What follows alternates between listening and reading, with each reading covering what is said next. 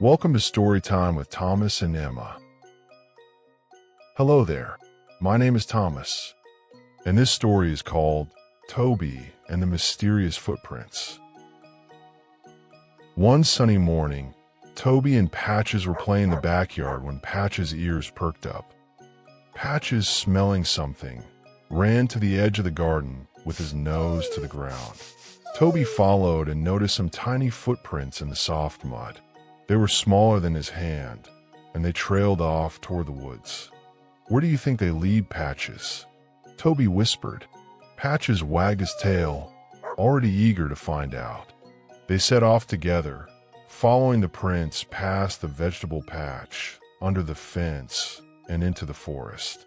The footprints zigzagged between trees, crossed a patch of wildflowers, and stopped beside a big puddle.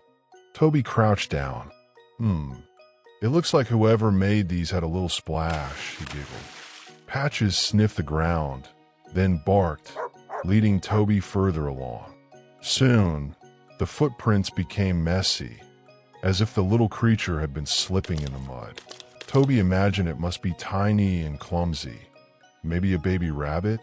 After a short walk, they came to a bush. From inside came a soft cry. Toby peeked in and gasped. "It's a baby bird," he whispered quietly. The tiny bird looked frightened and lost.